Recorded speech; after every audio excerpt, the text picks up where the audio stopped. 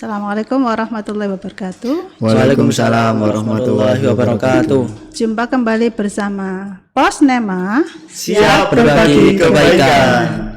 Kali ini kita kedatangan dua orang tamu istimewa yang sangat menginspirasi bagi kita semua.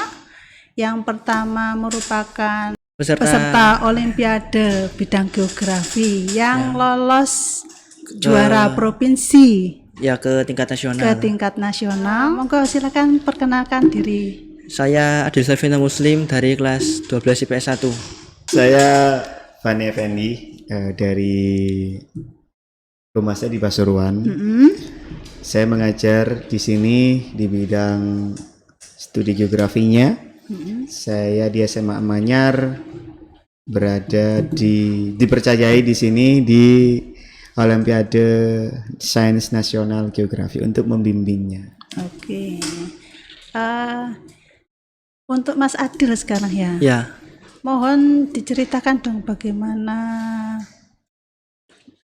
ceritanya kok bisa bergabung di Olimpiade KSN, gitu. ya bidang geografi itu gimana ceritanya? Awalnya itu kan di kelas 10 waktu pas awal-awal masuk itu kan ada kayak perekrutan buat peserta Olimpiade gitu kan.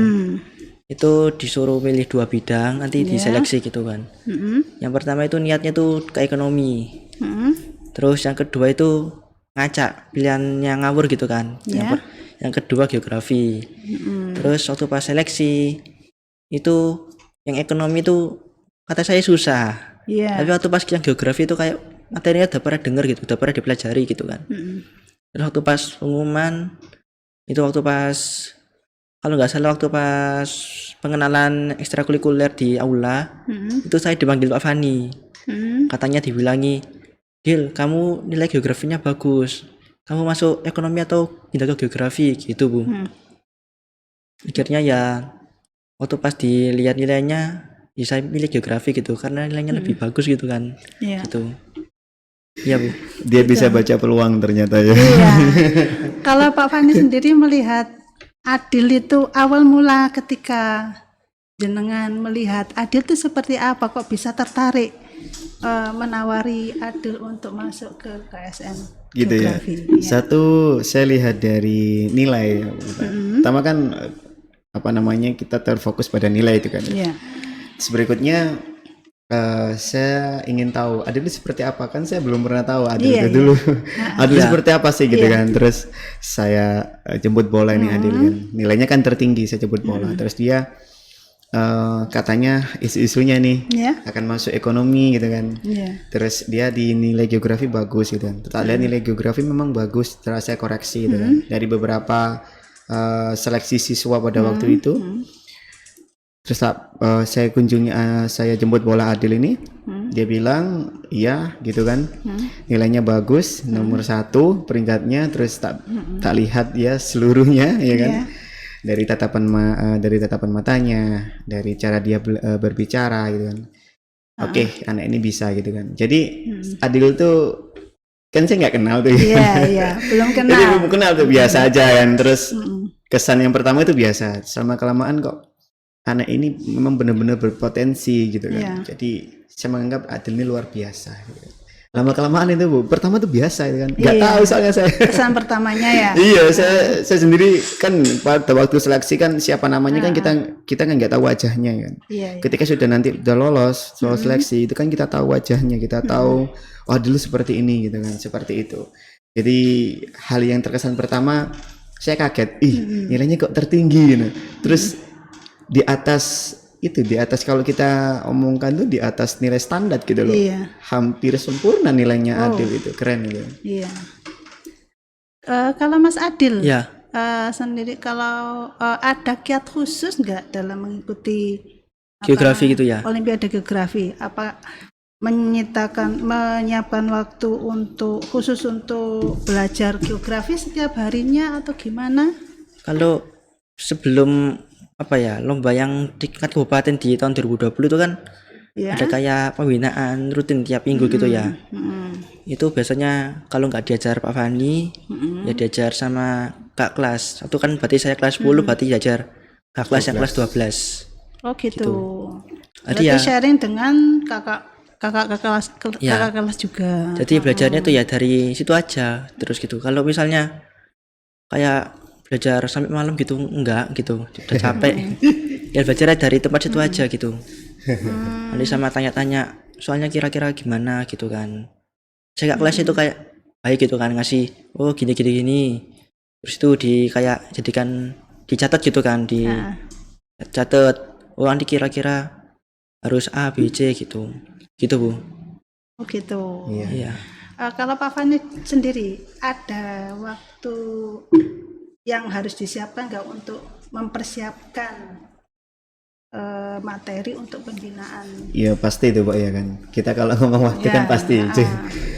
Jadi waktu-waktu yang saya siapkan itu ketika dia awal sudah lolos itu, ya itu saya sudah target itu. Masuk pertama, oke, targetan kita nanti begini-begini. Kita ciptakan strategi untuk menyusun gimana seorang siswa ini yang pasti akan kaget menerima apa namanya itu menerima pembelajaran KSN atau Olimpiade Geografi tingkat nasional itu kan kaget. Semua nggak semua sih, hanya beberapa anak yang kaget Pak. Itu ya hampir semua Bu. Iya. Berapa ya dari 100% anak yang masuk di Olimpiade Geografi tim Samanyar itu ya 90% kaget Iya, ya. dan itu tidak gampang Pak. Iya, memang tidak gampang dan itu anak-anak itu anggapan pertama itu hanya menghafal Iya. itu. Lama kelamaan saya untuk merubah mindset dari anak-anak itu. Kenapa? Kalau geografi hanya menghafal itu tidak bisa. Ya Dil ya, nggak bisa kan Dil? Ya kalau kan banyak materi itu kan jadi ya gampang lupa gitu. Iya, mau lupa. Jadi ya dipahami polanya gitu, pola soal atau pola materinya gitu. Materi kan biasanya kan dari definisi terus nanti dikelompokkan kira-kira. Misalnya kayak tentang angin gitu ya, itu kan dikasih definisi angin itu apa, terus nanti ada penyebabnya angin itu apa, terus nanti saja itu di mana saja di A B C. Ternyata di A B C itu polanya beda-beda gitu kan, punya ciri khas sendiri gitu kan. Jadi ya nggak dihafal gitu, kayak cuma dipahami. Oh kira-kira dari A nanti ke B gitu. Berarti mengurai sebuah konsep dari geografi sendiri ya. Benar. gitu. Jadi apa namanya itu mengupas konsep. Misalkan nih kita punya satu konsep yang namanya konsep angin gitu ya. Angin itu kan kalau kita definisikan angin kan udara yang bergerak dari tekanan tinggi menuju ke tekanan rendah gitu. Nah ini sebut tekanan rendah ini apa? Sebut dengan tekanan tinggi ini apa gitu kan. Terus nanti ketika terjadi di wilayah subtropis ya, wilayah tropis gitu. Nanti angin ini bagaimana? Belum nanti di daerah gunung, belum di daerah lembah, belum di daerah gurun, belum di daerah dataran rendah, dataran tinggi, pegunungan, bukit itu pasti akan berbeda-beda Bu gitu kan. Jadi itu yang dipelajari. Terus nanti yang paling spesifik itu ketika kamu ada di tembok gitu. Di belakang tembok pasti akan terdapat bayangan sinar matahari gitu. Apa yang kamu rasakan di situ? Terus bagaimana dengan kamu berada di bawah pohon sama-sama ada bayangan sinar mataharinya. Sampai di situ nanti Bu. Jadi dari permasalahan konsep awal terus kita pecahkan dari spesifik klasifikasi tempat, kita pecahkan lagi sampai ke permasalahan yang kita lakukan setiap hari gitu. Jadi itu pembelajaran kita selama kita jadi tim. ya selamanya jadi tim ya. Kalau gitu. Kalau geografi itu kan kayak gimana ya? Bilangnya itu kayak wilayah kecil itu mempengaruhi wilayah besar. Terus yang besar itu juga mempengaruhi wilayah kecil. Jadi misalnya tuh kayak definisi dari tekanan, suhu, terus kelembaban itu tuh kan saling berhubungan. Itu nanti kalau pas di wilayah kecil gitu, misalnya di daerah pantai, terus nanti kalau dipraktekkan di wilayah misalnya di daerah angin global atau samudra gitu, itu berkaitan gitu konsepnya gitu. Iya benar. Jadi cuma bedanya ini wilayah lingkup yang kecil, ini lingkupnya besar gitu.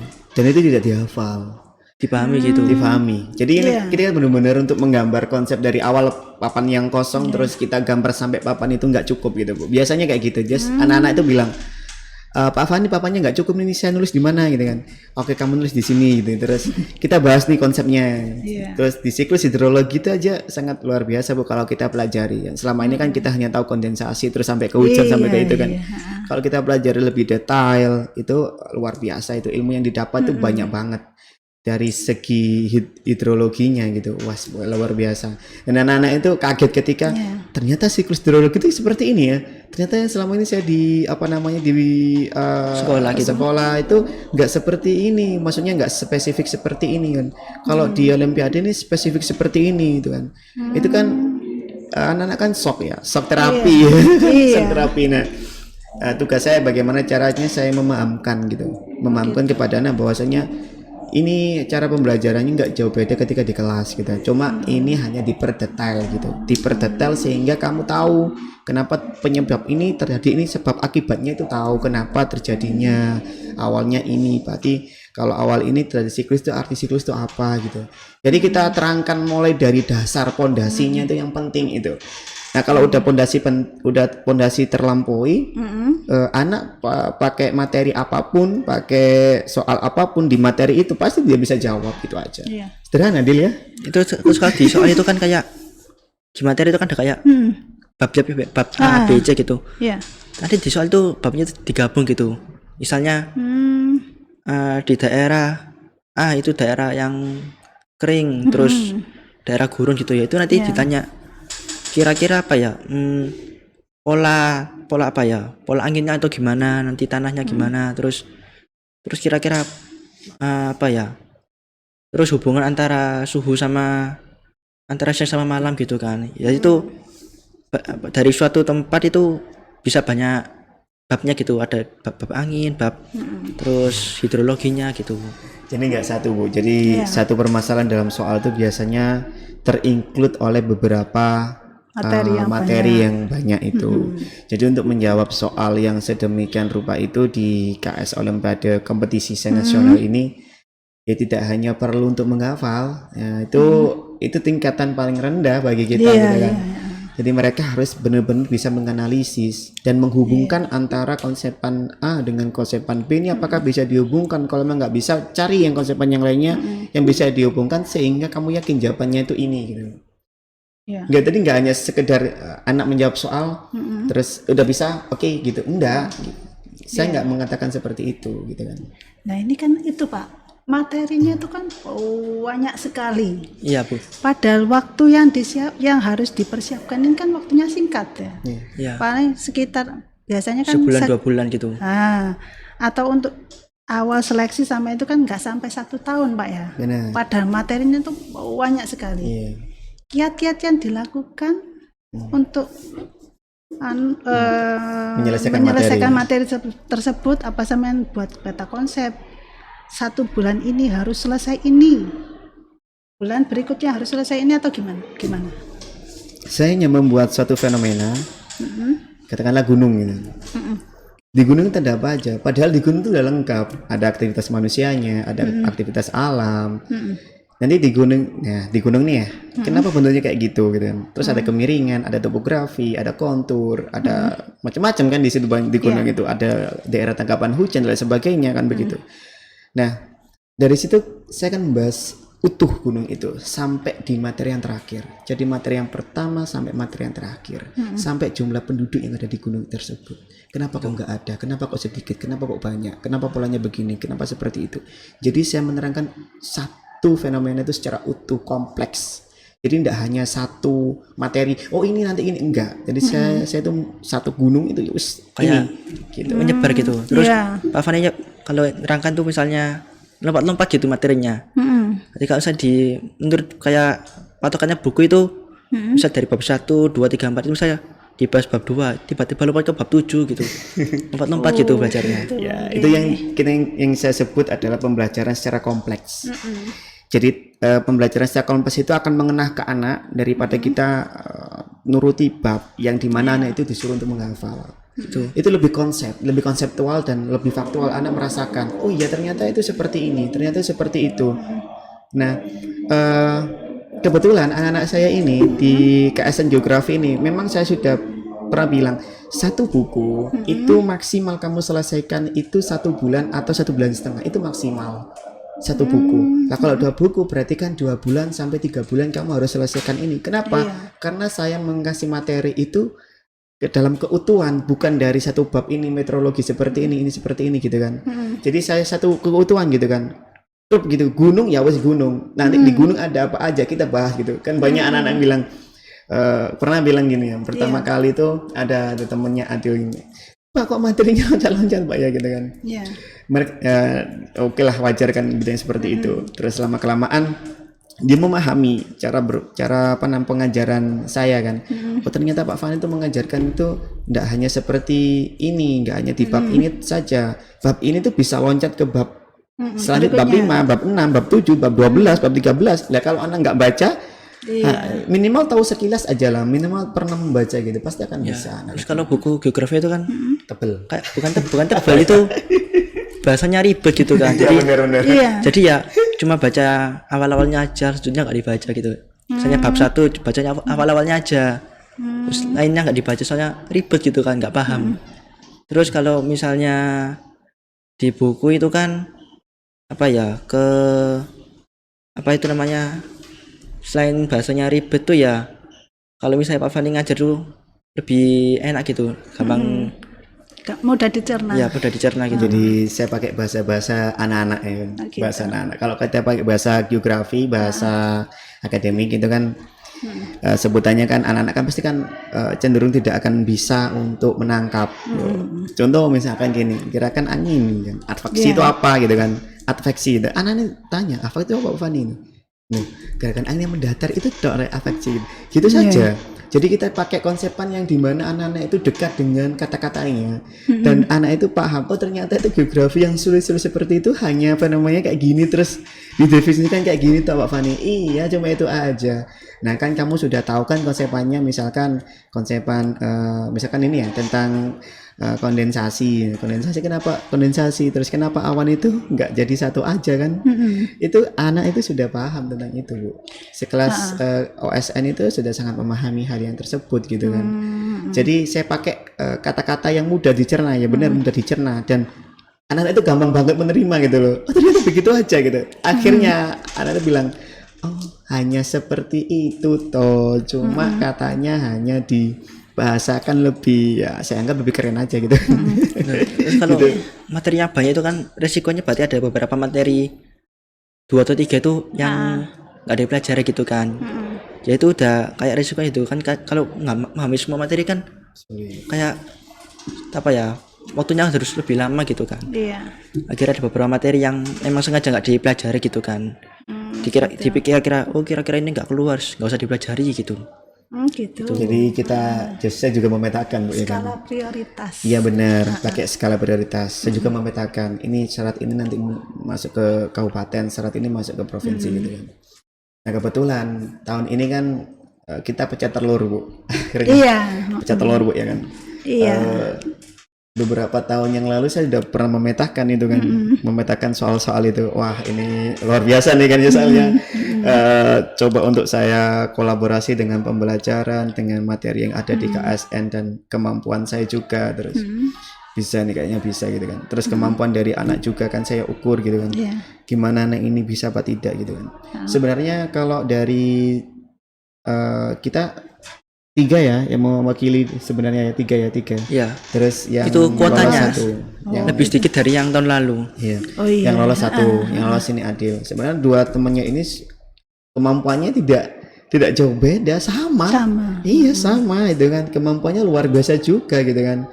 Karena kan mereka kan berkolaborasi pembelajarannya itu kalau 3 kandidat ini kelompok seru, pokoknya intinya asik lah. Jadi ketika kita berada di Italia, apa aja yang fenomena apa aja yang muncul ya, dari segi fisik, dari segi sosial, banyak sekali Bu. Ini seru. Berarti geografi itu tidak hanya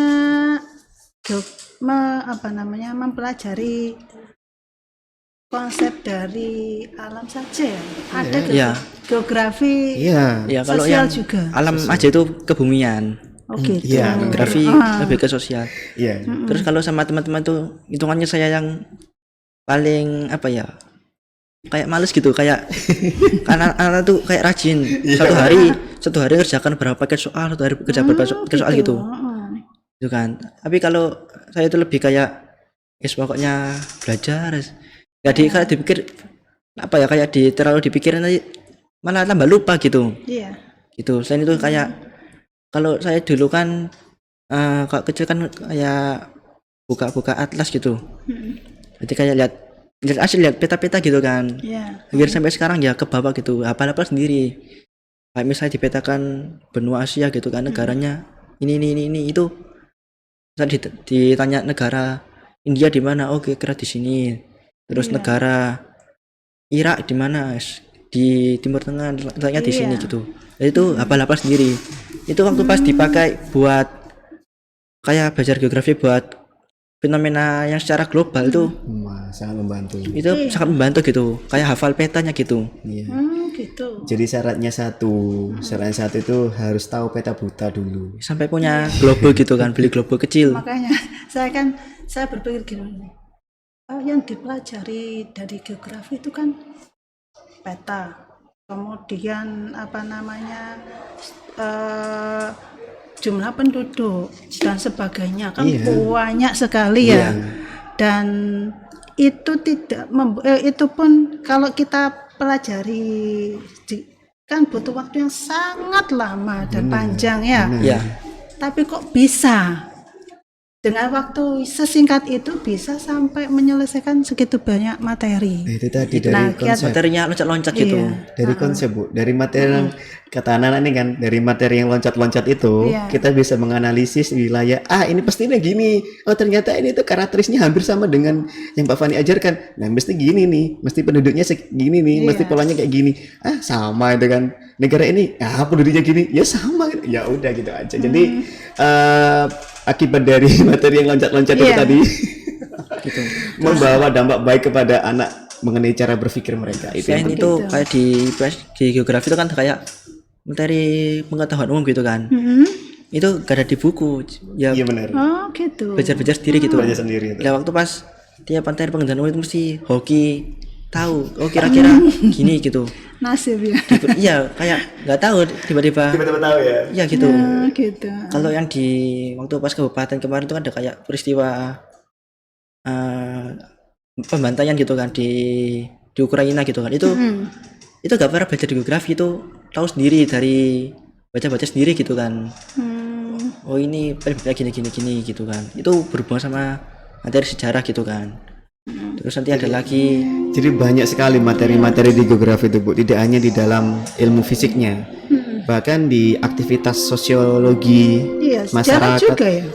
Iya, makanya ada apa historiografinya itu kan. Jadi sejarah suatu tempat itu akan diketahui. Di geografi itu kan ada rentetan waktu ya kan. Jadi fenomena ini akan berdampak di kebudayaan yang akan muncul, kebudayaan akan muncul ini akan hilang, terus digantikan kebudayaan yang baru lagi. Itu kan sesuai dengan manusia yang membawanya gitu. Jadi di geografi itu kita itu berusaha untuk menginformasikan dan mendeskripsikan sedetail mungkin fenomena yang terjadi dalam sebuah masyarakat maupun dalam sebuah alam gitu. Jadi untuk mempelajari hal-hal yang seperti itu diperlukan bukan menghafal, sekali lagi bukan menghafal. Jadi geografi itu satu ya, untuk memahami konsep itu penting gitu kan. Dan kenapa kok sampai Adil bisa sampai sekian ini ya? Karena itu belajar konsep, dan belajar tidak hanya dalam buku geografi saja. Buku-buku pendukung juga penting, Bu. Seperti kayak sejarah, seperti kayak kimia sekilas dasar, seperti kayak fisika. Iya, karena kalau kita hanya berpikir geografi saja, tidak membaca buku-buku yang lain, pasti itu akan tidak sangat membantu dan pasti akan kacau konsepnya itu. Jadi diperlukan buku-buku yang lain itu untuk sebagai daya dukung teori. Ketika kita pakai teori ekonomi pembangunan, nah kita harus baca buku ekonomi kan, gitu kan. Ekonomi yang bersifat pembangunan kan. Nanti di sana muncul banyak teori dari manapun yang ada kan. Terus nanti dimasukkan, teori ini kira-kira ini cocok nih masuk dalam geografi, oke catat gitu kan. Teori ini cocok dalam geografi, oke catat gitu kan. Terus nanti di geografi masalahnya apa gitu. Terus nanti dimasukkan dalam teori itu. Cocok nggak gaduk nggak gitu kan. Kalau gaduk, oh ya udah ini pakai teori ini aja gitu kan. Terus nanti soalnya gimana yang muncul gitu. Soal gimana muncul, ini soalnya ternyata nggak jauh beda nih dengan teori ini kan. Pasti jawabannya seperti itu.